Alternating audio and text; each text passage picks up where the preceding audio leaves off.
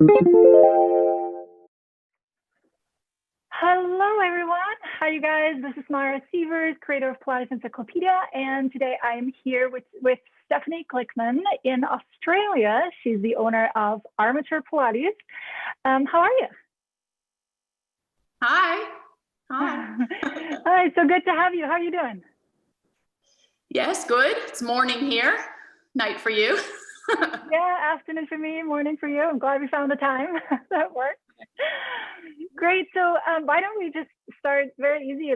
Just tell us a little bit about your studio. Where are you located? If you focus on anything particular, Pilates-wise, let us know. How long have you been in business? Stuff like that. Okay. Well, as you may hear, I'm not actually Australian. I grew up in Los Angeles, but I've lived in Australia for about 23 years now, and I did all my Pilates training here. And I've been teaching for 17 years. I started in 2003. The studios were established. The first one, part of it, was established in 2006. So we've actually just finished our 15th year. Kind of a weird year, 2020, finishing us off being closed. We're only online for 7 months of this year here in Melbourne. But we started out as just what we call here, we call it like clinical Pilates, which I think in America is maybe a little bit more the domain of the PTs, but some Pilates instructors would work in that way. And we basically teach like 3 or 4 people at a time, but they're all doing their own program. So they've been already done one-on-ones and been assessed. And then we kind of, as an economical thing is how it started out. So we would teach these small groups, and there was a lot of mat. So that's how the studio started for a couple of years, and I had a building that I did that in. But then here in Australia, the rise of the group reformer, like the fitness style Pilates started to get pretty strong maybe about 8 years ago, I would say. And, a couple of franchises came in, like similar to maybe what you've got in the States. So I thought, well, I better get me one of those or someone else is going to. So I added that in another building, which is nearby. It's actually moved closer since. And so now, alongside like the clinical and the mat work, and mat work is very big for us, we also have the reformer studio, which is probably our most prominent studio because it's on a really big corner and it has our logos all over it, and it is very popular. So we now have 15 reformers in there. We run a lot of classes with that, maybe about 40 to 50 a week. So it's running like full time. And then a couple of years ago, I started to really get into strength training and weightlifting. And I wanted to find a way to incorporate that in, because Pilates and strength training are a pretty amazing combination. And I love strength training for many reasons. And to make a long story short, we have a third venue, and they're all in the same block. And that is like a full, kind of looks like a gym or a CrossFit box. It's quite empty because I use it for big mat classes as well. And we have racks in there and other some gym equipment. And I run a lot of strength training in courses. And our market is mostly like women and like even into like the 40 plus woman. It's a very big market, kind of and we're trying to get our clinical clients like into this strength training, because Pilates is awesome. And, I teach across all kinds, fitness, the clinical, everything. But Pilates doesn't really teach you how to lift heavy stuff up off the floor, but it gives you lots of the components to be able to do that. The mobility, the body awareness, the patterns, all that. So I just think the two is a great combo, and it's kind of our unique point here, because people know us as like Pilates specialists because we're really good. We have that reputation, but to be able to offer that at a pretty big scale in an actual fully fitted out venue, and that's where I'm now going to really push the business in the strength side, because the other two sides are pretty established.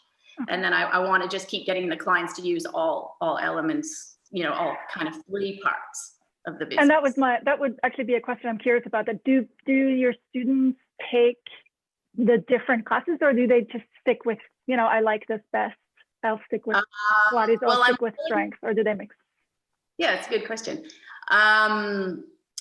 Well, because I'm like in the business a lot, talking about everything, because I try and now do all mainly reception in front of house, and I do teach a little bit, but I have a lot of instructors. I'm constantly trying to sell that side of it now to people, and they're very interested, but for women especially, there's a lot of barriers around the strength training. They think it's too hard, they're not strong enough. I hear that a lot. Well, I got to get stronger before I do strength training. I'm going to get, gorilla legs. I'm going to hurt myself. Like, I've done a lot of research around all this. So for me, a lot of my job is like trying to kind of convince them that, it's a good thing. And most of them, I'm pretty good at selling the idea of it. So my vision is that people use all, like they use all parts of the business. And so say they do strength training, but I don't know, they get a niggle or something's going on. Okay, I'll go back, do some more clinical for a little bit. Okay, I'm graduating from clinical. Let's wean you into some of these other classes. Maybe do some of the reformer, because reformer is also loaded work. And then, go into, so I kind of a little bit different with everyone, but my vision would be, yes, I want people to use and all sides. So I have some, because the clinical studio is so old, I have a lot of clients in the clinical studio. They've been coming for 10 years and they don't even, some of them have never been into even though it's only across the road. So my big goal with the business, now that I'm getting back on track and reopening, is to really it's the education and the telling everyone that is like what I have to work on most now in the business. It's not getting the clients or getting the staff like that. That has been my goal for a while. What's interesting to me is that most Pilates teachers have to educate the population where they live about Pilates, right? About the benefits of Pilates. Because most people are only used to the regular strength training, and for you, it seems the opposite, which is funny. Yeah, it is kind of funny, and also I'm planning to go into training, like continuing education for Pilates instructors, to teach them about strength training, because a lot of them don't actually know very much about strength training because they haven't really studied it. They're really interested in it, but they just haven't bridged that gap themselves. And so that's very interesting to me. And I've been kind of developing that over the past few years in different presentations and other stuff I've been doing. So that's my other kind of big goal. So one goal is like educate the instructor community, and then I have my whole client community. But with the client community, I'm specifically interested in this particular demographic, mainly of females, because they really need it. And for us, it's a huge market, a huge demographic, and they're really underserviced, around. And the people who work in Armature and with me, they're all like, I'm 45, they're like around my age, they're not 20, so we're kind of in a similar place to a lot of them in terms of our bodies, perimenopause, menopause, so the clients are comfortable with that, and they know that they're looked after, and we educate people. It's not like going to a gym, lift this up, do this, do that, we kind of teach them a lot. We look after them and they feel that's the idea. That's what I want. Yeah, absolutely. And I'm sure that'll help, knowing that they trust you. So if you recommend that, then, I'm sure that they'll. Yeah, because a lot of it's just like, it's amazing. Yeah, once you've built up that trust and that kind of brand, I guess, which we have, at least from the Pilates side. Because 15 years is a long time. We're very known in the suburb, in the area. And we have a good relationship with osteos and physios and a lot of referring people. Yeah, you got to take that trust and then just extend it out to the next thing.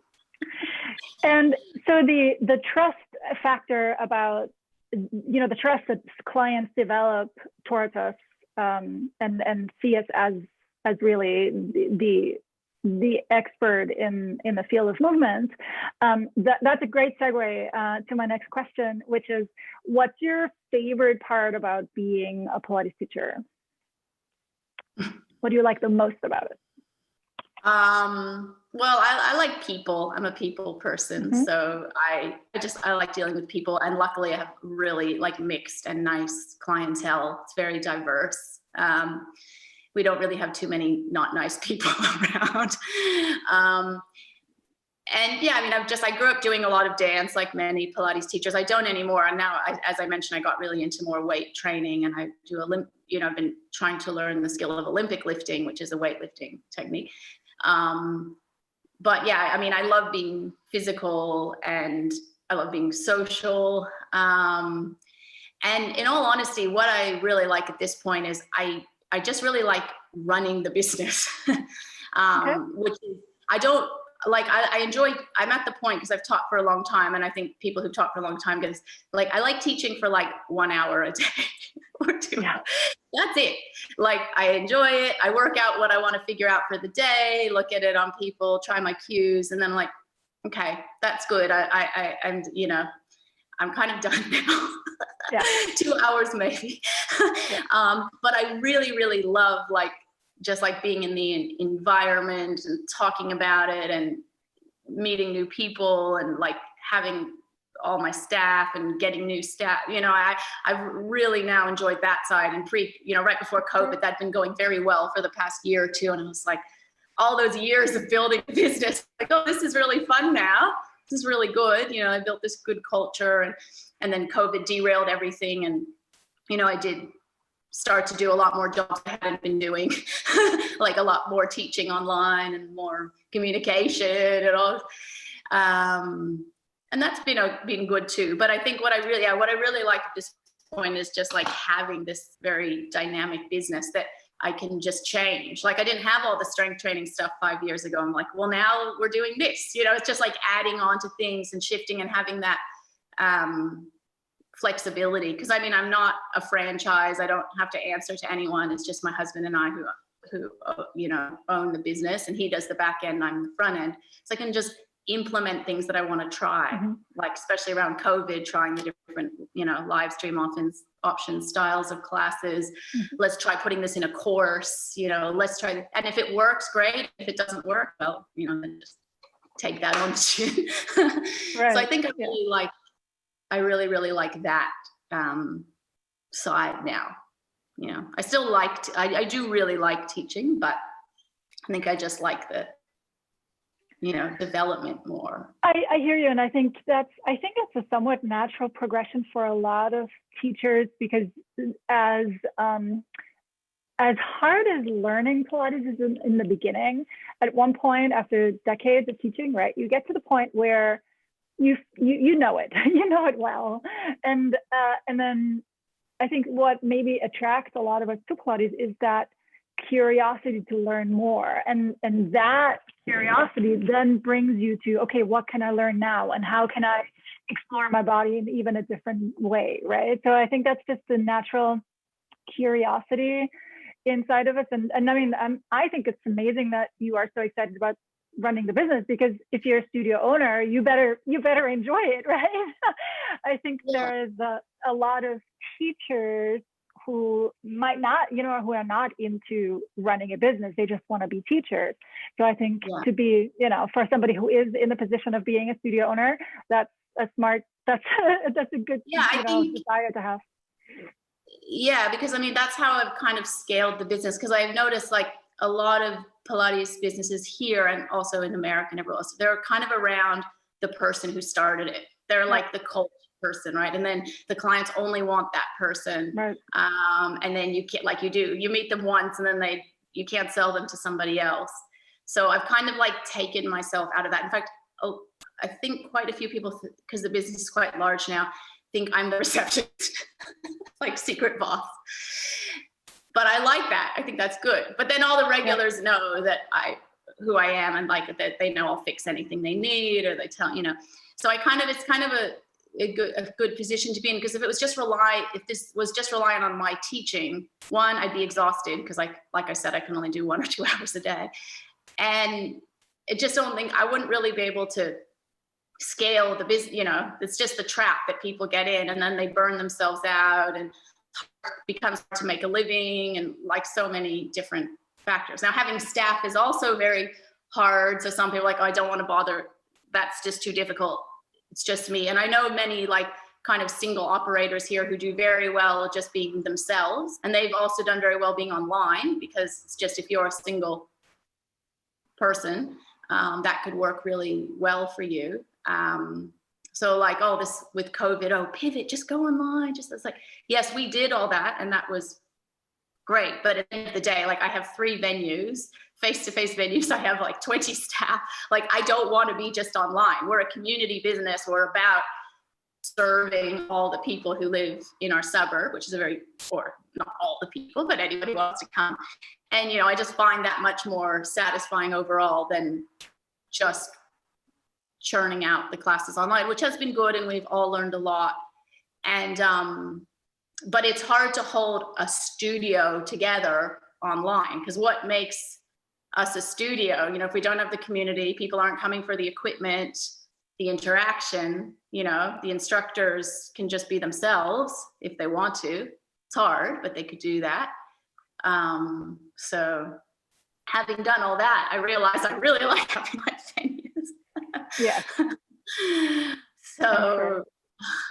So yeah, but it's not for everyone, for sure. It is very stressful. And I'm in a lucky position in that my husband does all the back end, like everything related to the operation, you know, like everything in the venues, like when we've renovated the buildings, like he's doing a lot of the laundry that we've got now. He oversees the cleaner, you know, goes in.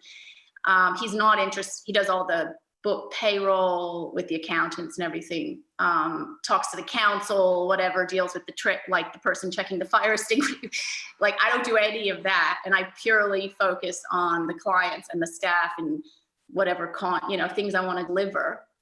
And so that's probably why I like it, because I'm not burdened with that. But I think if you want to be an actual business, like a true profitable business that runs functionally, like you kind of have to have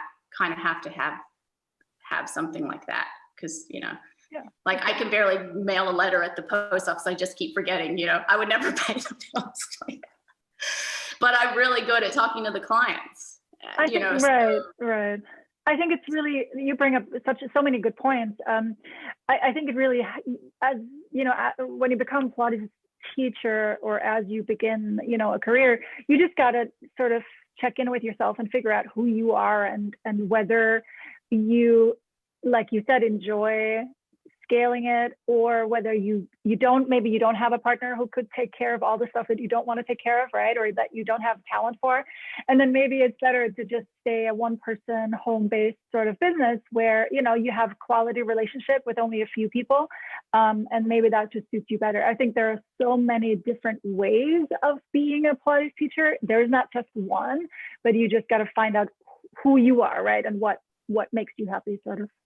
Yeah, and you can't really do that straight away, because you kind of got to go through. I mean, like, I'm 45, so I've done this for like 17, 18 years. And in my first 5 to 8 years, you know, like I didn't have any kids really. I was like, I was teaching like so many people, like 30 hours. Like I was running around to, you know, I'd go to this gym at 6 a.m. I went here at noon, and then I did that, you know, like I just ran all over the place. And I really loved that.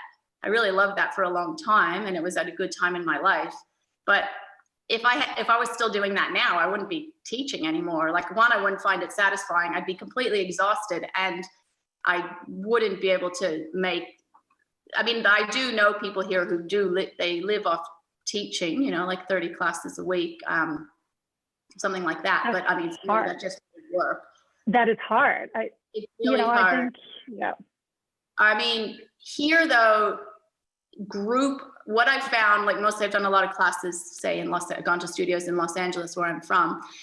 I feel like for the instructors, it's more about establishing themselves as themselves, getting lots of, say, private clients, and they might do classes to get more of those clients that might not, and classes don't seem to pay as well as, say, if you have the privates. It's kind of more about getting the privates. Where here, We don't really do a lot of privates. We have more this 4-on-1 scenario. The privates are just to get people to that point. And then it's really about, you make more money actually teaching group classes. So for a lot of people, they can go around and teach 20 or 30 classes a week and do okay. But it's a lot of traveling around, and it takes a couple of years to, get what's the schedule that's sustainable, because you'll go around initially and take anything, but that doesn't become practical to go, I'll go 1 hour here and then I'll drive across, like there's a point where you're like, that doesn't really work so well. I've done it exactly like you described, exactly the same thing. I did that when I started, and I recently talked to somebody else who does exactly that. And I think as you say, I think if you're young, if you're in your 20s and you're just starting out, that works, and it's fine. And you get a lot of experience that way with very different clients, because you're at these different locations, and every gym or studio has a slightly different atmosphere and slightly different type of clientele. So I think get a lot of experience with different people, but yes, it's just exhausting, and I don't think it's sustainable long term. No, and even like for me, I'm in a sort of privileged position that I have a lot of choice in who I can hire, because also since I started the business, like there was no teachers, but in the past 15 years, like there are so many teachers now, most who like more group. The group side, like the clinical side is harder for me to staff, but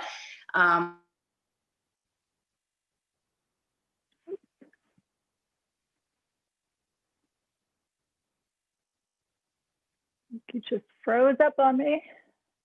Oh, she's back. I can see you again. Sorry about that, guys. I don't know what happened there. I don't know. You just froze up, but we're back. Okay. So you were talking, the last thing I heard was that you have a hard time staffing your clinical Pilates. And the clinical is harder. I'm quite interested in that, yeah. Because now, like, we have so many people trained to teach the group reformer. So, forgot what my point was. Just that.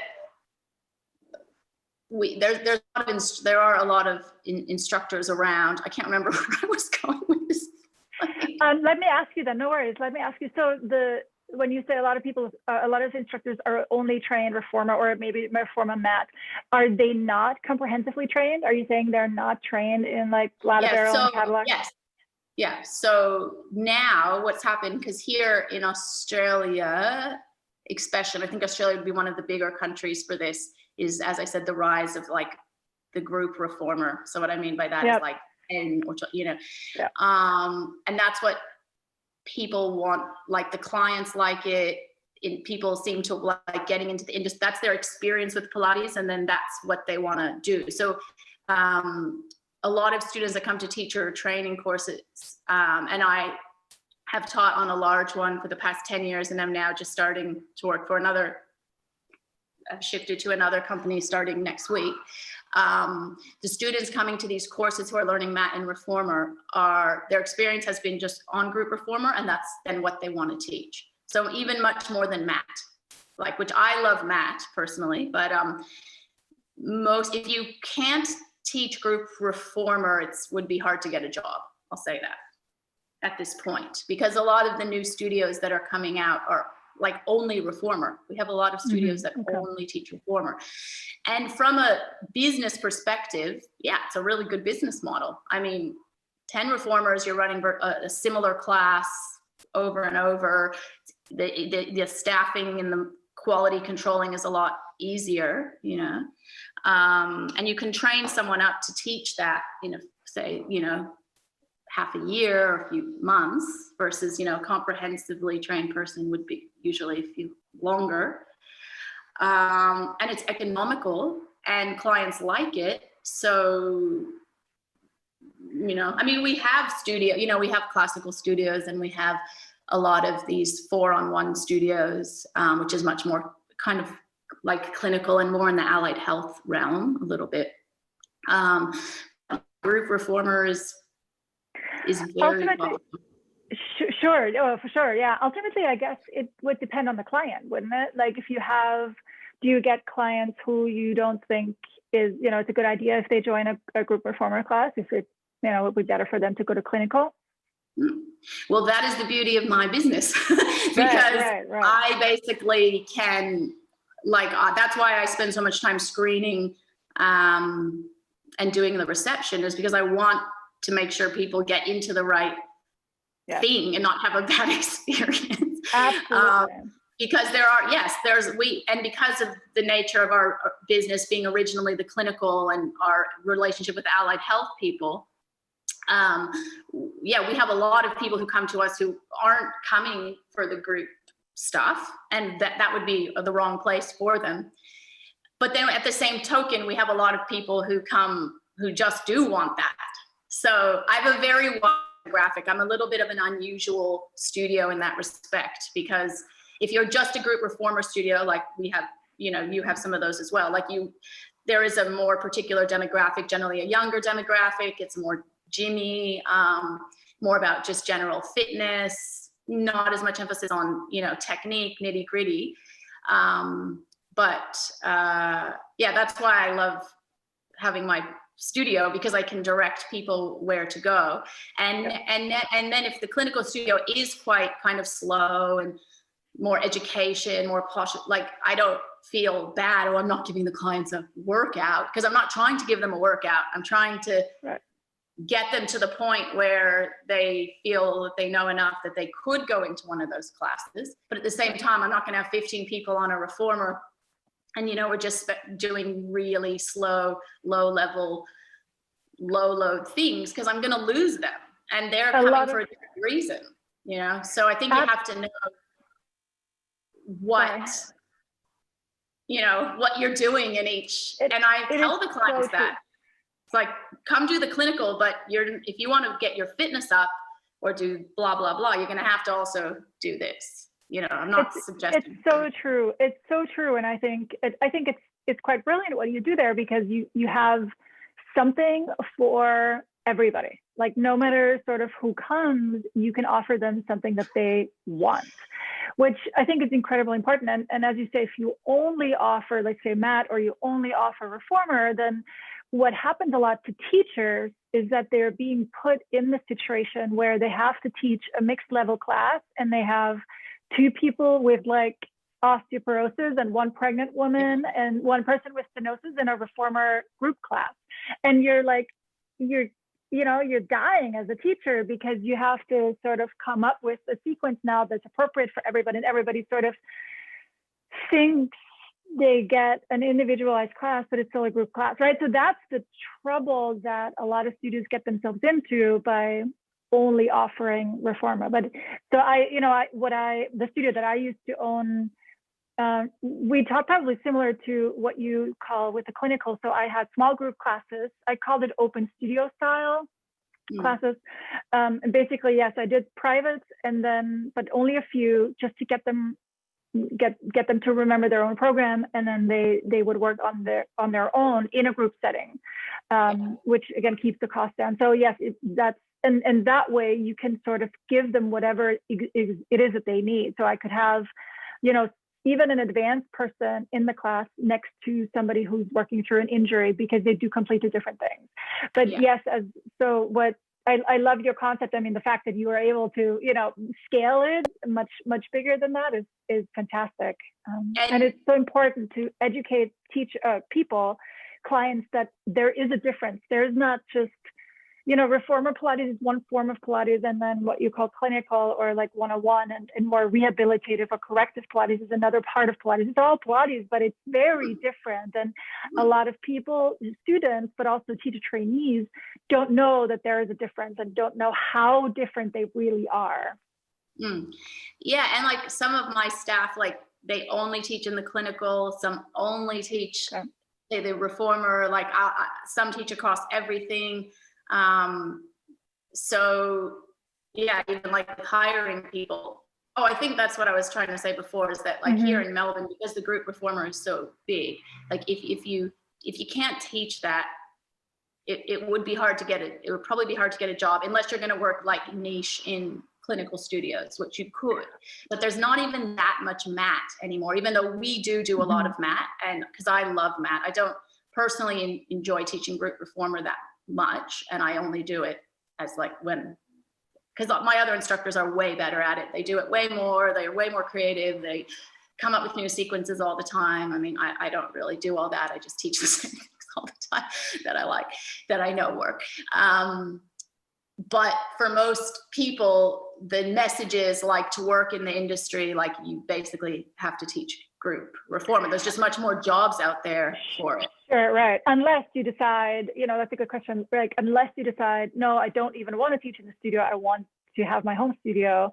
And then you're probably better off doing some kind of clinical comprehensive path, right? Yeah. Because then you're able to help, like we said, no matter who comes to see you, you're able to help everybody instead of having to fit them into a reformer class, which might not be appropriate for them.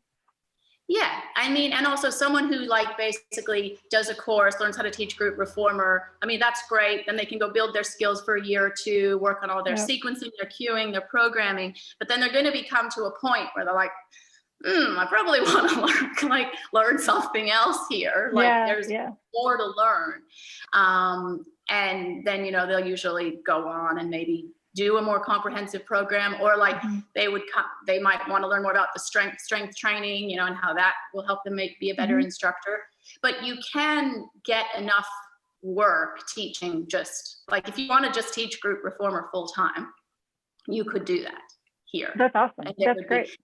And like for me, from the business perspective, I just look at everything. I look at like the whole business as a whole. So like I run the clinical studio, which is not particularly profitable because, it's 4 people, maybe it's only 3 people. My instructors are a lot more, those instructors are very experienced, highly trained, they might make, they make a bit more than some of my other instructors, just because some of them have just been teaching for so long.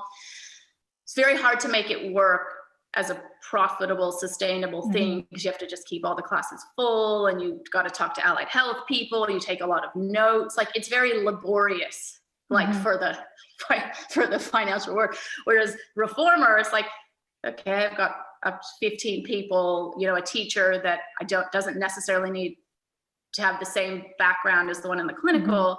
So it's like that for me, that is like almost the reformer sort of subsidizes a little bit the clinical, which I believe in. And it was what our foundation of our business is. Because some people would look at me and be like, why don't you just take that clinical studio and put 15 more reformers in? That would be so much easier. But I don't want to do that, because then I'm just a generic reformers, like group reformer studio, which we have lots of. And then you can take certain clients. Then you will have to send away certain clients who are not ready for that, right? And so you're cutting off, like you're feeding. What you're doing now is like you described earlier, you're feeding from one branch, so to speak, into the other branch, right? Somebody's graduating from clinical, and then you take them, and they still stay within the business when they go into either strength training or reformer. And you couldn't do that if you didn't have the clinical, right? Exactly. So I don't try and look at things like, oh, well, this particular hour or this particular class is not, is profitable enough or isn't sustainable. I'm trying to see it as a big whole picture and pot, Love that. Because I think you have to look at like a bigger, more long-term or holistic vision. And so some people would come into my business and tell me, oh, you could restructure it this way. You could, like people are always telling you all these things you should do. But I just think that, as long as I can run the clinical to the level that I want, have the quality people in there that I need to, and keep that reputation, I'm going to keep that. Maybe it stays a little bit smaller. Maybe it grows with demand, for a while, I thought, sometimes I think, oh, the clinical studio is going to get really small. Then I think maybe now with, especially post-COVID, people are like, oh, I want more individual things. They see it as small, maybe now next year it could really get big again. I don't know. So I just have to be prepared and like be able to, ebb and flow as required. Luckily, like, because in Melbourne, we have there are a lot of instructors out there now, which is not when I started, there was no one. Like that was my biggest problem when I started, was the staffing. that has not become my biggest issue now. It's more just like finding the right people, I guess, is now the issue, because now there are a lot of instructors around. So that's also a great segue to my next question. What are you looking for in a Pilates teacher if you were to hire one? Basically reliability. Okay. Like I mean, we have a very good culture. It took me a really long time. The 15 years taught me a lot about hiring people. You know, I've made mistakes along the way. And, we all do. And now I'm at the point with I do not have a single person that I am like, oh, I don't know if I want to send a client there, or, you know, I don't have the culture is just so good. And the work ethic, you know, culture is so good, that now, because that culture is there, it's like, if anyone is not like that, if they're just an outlier, you know, so it would it will stay. So I really I'm a very hardworking person. I think it's my American work thing. No. And I basically, at the end of the day, I want to have amazing people who have good interpersonal skills and really care about people, and everyone does. But sometimes I just look at it like the Armature, it's a little bit just like a machine, but it has to run. It has over, you know, 120 hours at least a week that have to get staffed, and they have to run. Someone has to be there. That's my product, you know, I just need it to happen in the best way. So that whole, reliability is really important. And most of my staff are a bit older, 35 and up. And there are people that are not very available. They might only be available a little bit because they're very good and they work at a lot of places, or, you know, or they have kids or other things. But basically they just do what they say they're going to do. I don't care if you can only come on Thursdays and teach for 2 hours, but you will be there every Thursday. Or you will, you know, let me know ahead, you know. So if I was to meet someone, they said, yeah, I can do that, and I can do that, and I can do that, and I can do that. I'm like, no, you're not going to keep doing all that. You're just saying you're going to do that right now because, you know, you want a job right now. And I don't want that. I look much more to the long term. I mean, I have people who've worked more than 10 years, well, more at Armature. And then we have new people as well. But so yes, I want, that's really important to me, because I can't deal with, I have my own life too, and my own responsibilities. And, you know, I don't want to pick up a lot of pieces. And we don't really have that problem. I mean, we have the occasional emergency, someone's sick, and with COVID, of course, that made things more difficult. Someone has a cough or a tiny sniffle, they can't, you know, all of a sudden they can't come in anymore today. But so that kind of reliability and consistency is important. I would rather have that than a superstar who gives me grief. I don't really, you know, and luckily I'm in the good position where I can get the reliability and have really good teachers at the same time. So yeah, I think that's important. I just just normal human people that I know will relate to my clients, because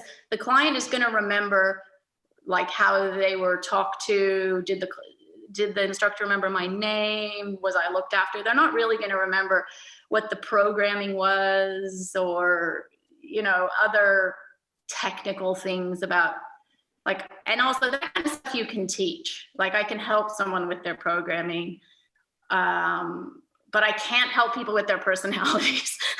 Yeah. You know, and I've had that a few times where I've had people who are not intentionally rude people, but they might just be shy people, or they just don't relate to the clients just on a personal level. And then that becomes a problem for me, because that people just don't want to go to their class. So I would rather have the person who kind of understands people. And sometimes that's a bit of the older people, I find, slightly older, because they just, you know, they've had more experience with people in different jobs, and they kind of know how to treat them and look after them. And So that's really important to me.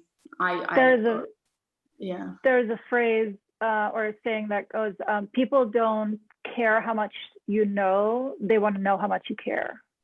Yeah. And I think that's pretty much it, right? I think a lot of Pilates teachers are intimidated in the beginning. Like after graduating, I think a lot of teachers are intimidated because they think they have to know everything. And there is a lot to know about in Pilates and about the human body. And when you first start, you're like, oh my gosh, like you meet people for the first time who have a knee replacement or, stenosis, and you're like, oh my God, what do I do now? And they freeze up. And I think that sentence is so important to remember at that point, that it's okay to say, you know what, I'm so sorry, I don't know. I've never worked with anybody with a knee replacement. Let me go do some research until next week, next time or whatever, if you've never seen this person before. But show that you care, right? So instead of sort of covering it up or withdrawing maybe, from a personal level. Again, the fact that people really just want the community aspect that you were talking about in the beginning, that is one of the key things, I think, in Pilates. And a lot of teachers don't realize also that how important that connection between teacher and student is. That is quite a connection, more than maybe in other forms of fitness or something. But a lot of teachers don't realize that exists and that's there. Yeah, it's so important. And it's a responsibility, right? To some degree. Yeah, exactly. Because I just really want to look after people and I want them to have a good experience, coming here. And that's part of the Armature brand, and everyone who works for me, like, they're my product. So my instructors are my product, basically, because I already have mentioned I don't teach that much. So I'm not the product.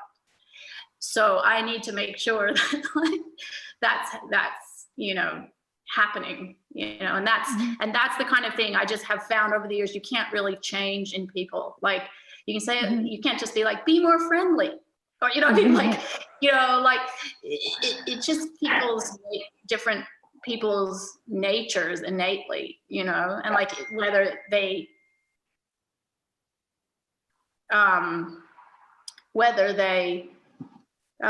sorry, just like the instructor teaching an online class. I was like, text me that it's okay. It's okay.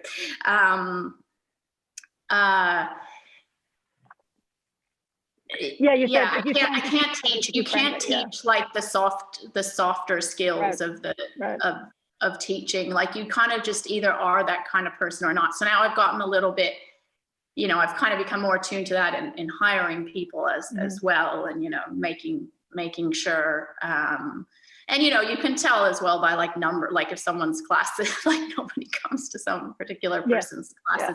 And in my experience, it's not been that I've had instructors who don't know what they're doing. It's more just in their delivery and the interpersonal skill. That's interesting. That's interesting, really interesting that you say that, because I think the teacher, if I put myself, if I think, what is the teacher thinking? Oh, nobody's going to come to my classes. They probably, their first thought would be, oh, I taught the wrong thing, or my classes are not, like, I'm teaching the wrong exercises or anything like that. But what you're saying right now is like, it's probably not the exercises. It's probably just the way you show up, the way you behave, or, the way you connect with people or not. Yeah. And that's why, like, for me, it doesn't really matter where someone's certified. There's all this around, oh, that course was too short, or that was only online, or that was this. And for myself, I've trained across a lot of certifications, and I know about most of the different certifications around. Honestly, I don't really care. Like, I've had people who have like done these very experienced, done like the highest levels of everything, but they can't keep their clients, because they're just like, lose them, they're too cerebral, they're too technical, they're too whatever. Well, that's no good to me. I don't really care if you know all that. If you're not like, that doesn't work. Whereas, you have someone who has much like shorter course, but has a great rapport with people, or has some other background in movement, and like, the course was enough to bridge the gap for them. And they're fantastic, and some of my younger teachers, or who have taught for less, can do better than some of the older ones, who might be a little bit stuck in some some other ways of thinking. So I've tried to be pretty open-minded about all of that, and really just base it on the person and, you know, their kind of track record, or just go to their class and see how they teach, or, you know, how they are with people. So yeah, I've kind of let all of that side. Yes, and I think every studio sort of has a specific vibe, right? Like I've stepped foot into a studio and I knew immediately, oh, that's not the place for me. And at the same time, I stepped foot into another studio and I thought, oh my God, I love it here, right? And you barely had any interaction with anybody. There's just, every studio has a specific vibe, and you just gotta, not just student teacher, but, you know, the whole team and everything just gotta be the same sort of mindset. Yeah. And I think, and that's like, I've learned as well over the years, you know, it's like the owner or the studio has to set the culture in a way. And like, you know, you just have to go with it. Or even like if you have to make like a policy that you don't like, you know, like some kind of late cancel charge policy, you're like, I don't want to do this. You're like, well, you just have to kind of set it. Like you just have to go with what you think and set it, and not be, you know, too deterred by, you know, by that. You just have to like kind of trust. But I don't know, this is, for me, it's a real, like 15 years is a long time. Like even people look at me like, wow, this is amazing.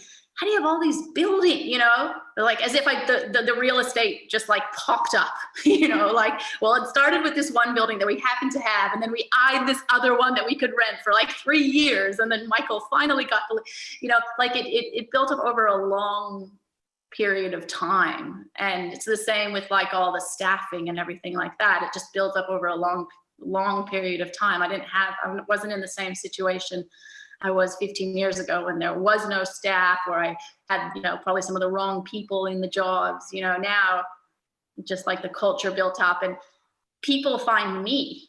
Like I don't really go searching, you know, they kind of, in a way, it comes to me. And when I very first started the business, I remember I was talking to a friend, and I really liked, you know, running around everywhere, and I liked the dynamic of that. And I was really worried I would just be by myself in the studio. I was going to be very lonely, and I wouldn't have anyone to talk to, no one to learn off of. And she said, Stephanie, it's not going to be like that. You're going to be there, and everyone's going to come to you.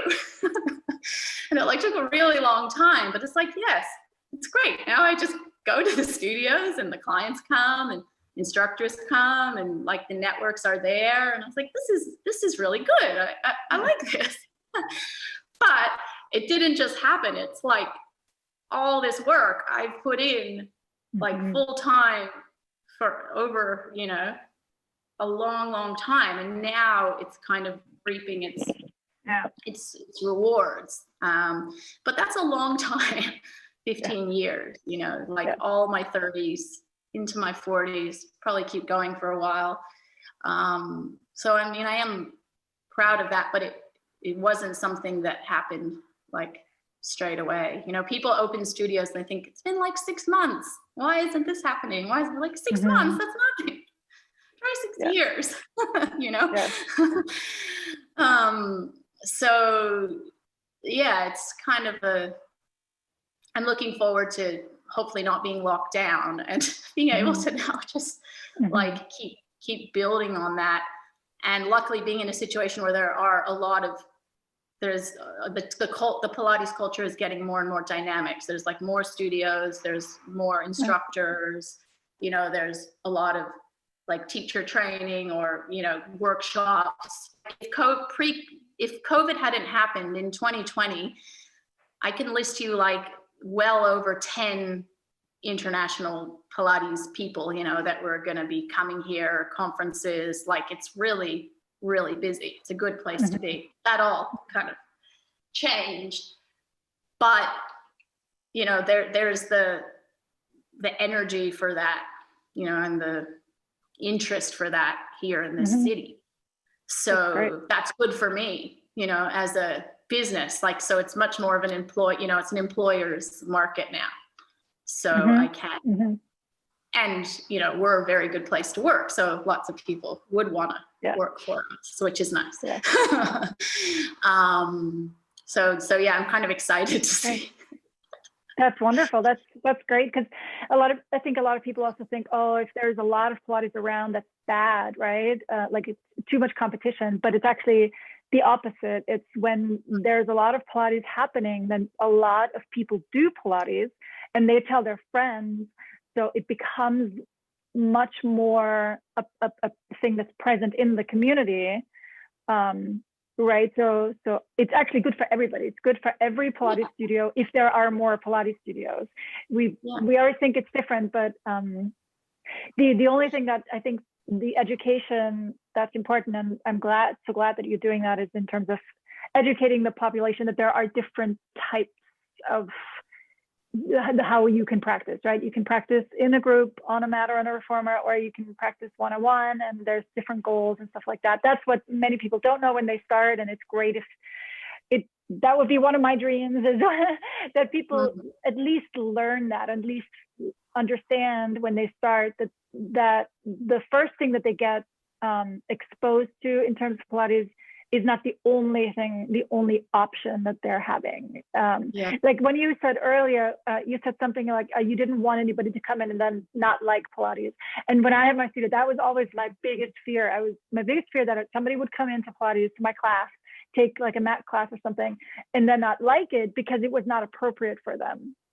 And I didn't have the chance to explain to them, yes, I know, I'm very aware that you didn't like this, because I would never have taught you this if I had been one-on-one with you, but this is just the wrong class for you. It's not that Pilates doesn't work, it's that this is the wrong programming, the wrong sequence, the wrong exercises. There's a million other exercises that we can do that are appropriate for you that you would enjoy much more. So that's why I transitioned to this model where, I wanted to have this intake opportunity of having a one-on-one interaction with the person before they took their first class, so that I could get to know them and I can then direct them in the right direction. So that is maybe my my small big dream for the Pilates community in general. It is really good. I mean, that's why I think it's really important that I kind of do more of this front of house and reception work, because I'm the best person to direct people, and in a way my time is not really spent the best teaching. I mean, I'll cover things, like I'll do covers and do what I can, but if you think about what's the most economical and practical thing for me to do, it's more that, and try and get people into the right place so that they don't have that initial bad experience, like, oh, that class was way too hard. That was scary, I don't want to do that, or oh, that's just too boring, I don't want to I don't want to do that. And I mean, it doesn't work 100% of the time, but I usually can find a way, like, to get someone to try something else, give them a free class, or like, my motto is like, there's nothing that a free class can't fix, like when something goes wrong. But that's, I feel like I'm in a lucky position like that, and that's why I don't want to lose any of the facets of the business. And it's really important for me to keep all of them going, because they're all like the little links in the whole chain of what I'm trying to do. So it's a good way to capture people. So I think they're like, the clients get an awesome deal when they come. We can't be every single thing, but we give them a lot at a very, very economical kind of price if they if they want. So that's great. But So. One question, last question. One thing that you wish you had known before you became a Pilates instructor? Anything? No, I probably didn't really think about so many, right? But, I just think that I would just always tell people to probably think about, like, what's practical and how to conserve your energy. And I just think before you start, there's just this idea that, it's going to be so fun. Oh, I'm changing careers, it's going to be so fun to teach. well, is it really going to be fun to teach at 6 o'clock in the morning and then 8 o'clock at night and then again at 6 o'clock in the morning? Like, I mean, think about if you're going to do it for the long term, like what is a sustainable option for you? Is it going to be, and kind of try and work towards that. Like, don't feel like I just have to take all these classes. I just have to, because that's what happens a lot here is you just get this like burnout. You see a lot of people teaching for 1 to 2 years, and mostly in these group scenarios. Then they realize it's harder than they think to make it a sustainable job. Like some people, if you're just doing it part-time, you just want to work a few hours and your partner's working full-time, you know, that's fine. But if you're thinking like, oh, I'm going to change my career and I'm going to do this and it's going to be so much fun. Well, the fun starts to take its, you know, it was fun when you did it as a client because you loved it, but is it really fun when you're doing it like 8 times a day, 5 times a week? You know, how are you going to manage that so that you still want to do it? I think you absolutely, I absolutely know what you mean. The problem, I think, is that people don't, trainees, right? People who think of becoming a Pilates teacher or who are even in training to be a Pilates teacher already, they don't realize how much energy it takes to teach a Pilates class or a session. That's the issue, I think. Like they do the math in their head and they think, oh, if I work 40 hours a week, I make this amount of money or whatever. But then you realize I cannot work 40 hours a week. It's non-sustainable. So I always say if somebody wants to teach full time, in my world, that's between 20 and 30 hours a week. That's full time. I don't recommend anybody teach more than 30 hours a week. It's like, you can't sustain that. I know, exactly. Yes. The longer you teach, the smaller that gets. I mean, I did it.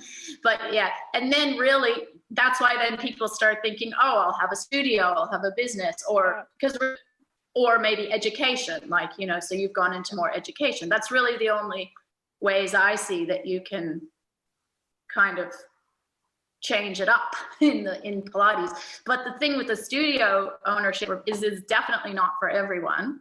Right. And, you know, I don't know, and sometimes it is not a good option for people for various reasons.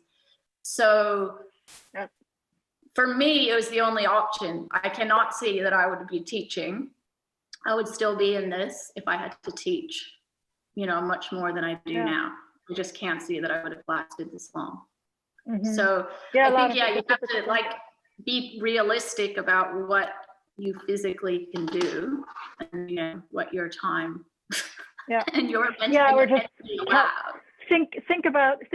make it a goal of or calculate and plan with the 20 to 30 hours in mind. That's the recommendation I could give, because again, like I said, people don't realize, they think 40 hours is realistic, but then they only realize that 2 years later, like you said, that is too much. And I think burnout is a very common issue, not just in Pilates, but generally in fitness, in whether that's personal training or yoga teaching or whatever it is.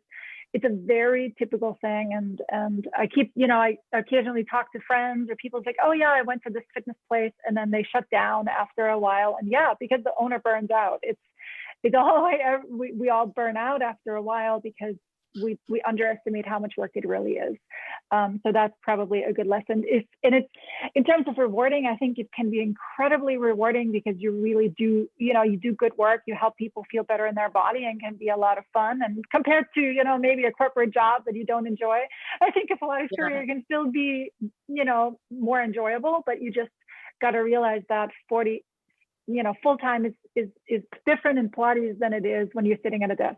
Very, it's very, very, very different. I mean, that's why actually I like teacher training stuff, because then I do like 6 hours or 7 hours at a time, and that it feels a little bit different than normal teaching. But I could not do that in just a studio setting, teach that much. I think people. It's good to kind of think about, say, what do you want with this in like 2 years, 5 years? I mean, I didn't think about that. It wasn't like, what do I want in 15 years? I didn't really think that. Things just evolved. Life happened the way it happened, and I'm happy that it has. But I do think it's worth thinking about, and not just, investing a lot of time and money into something that may not be sustainable. Yes, and I think, so let me ask you, when you started your teacher training program, did you have in mind to have it for it to be a full-time career, or were you just thinking you're just going to do it on the side? Well, I'm not really sure. I mean, I was pretty young. I came to Australia. I had degrees in English and dance. And I had started to get to fitness, like I did do like group fitness. I started that, and I'd always been really interested in Pilates. So I just finally had the opportunity to study it. So I don't think I was really thinking that far ahead. I didn't really have any plans of studio ownership. It's just that, you know, my husband had this building basically, and we decided a few years later, what should we do with this building? Should we, you know, it happened for me. It happened very organically. I didn't really have a plan. But I would say to someone that if they are going to have a plan or they're looking ahead, they should consider like what is actually sustainable based on, you know, what is your, even the people with the strongest constitutions and like they don't get sick and they can work a lot, like there is even just the mental burnout of it. The mental, that's what it is. Yes, it's the concentration, the nonstop concentration. And like any job, it's very repetitious. Like if you think about, like there's probably, you know, like 20% of exercises you teach 80% of the time, like they say about your wardrobe or something. You know, so it's not like you're always going to be doing all these like fancy, crazy repertoire with people, you know, like there is a lot of repetition in any work, and it's the same. It's the same with this. So it's all fun in the beginning, but like anything, it's going to take it. Correct. You know. Correct. All right. So unfortunately, we had a little bit of difficulty with the internet connection. That's how it goes in these Zoom days. But I just wanted to say thank you so much to Stephanie for talking to me today. And I enjoyed it a lot. I hope you did too. Stephanie is, in her studio, Armature Pilates, is a partner studio of the Pilates Encyclopedia teacher training program. So if you are interested in starting the training at her location or any of the other partner studio locations, just head on over to pilatesencyclopedia.com/teacher/training. And you can get more information there. You can also leave me a comment below the video. Don't forget to subscribe to the channel. I'm gonna put out a lot more of these types of conversations with Pilates teachers and studio owners going forward. Keep an eye out for that, and we'll talk soon. Take care, bye-bye. Thank you so much for watching. If you enjoyed this, please give it a thumbs up. Subscribe if you haven't already. And if you'd like to see more cool information, head over to pilatesencyclopedia.com. I'll see you next time.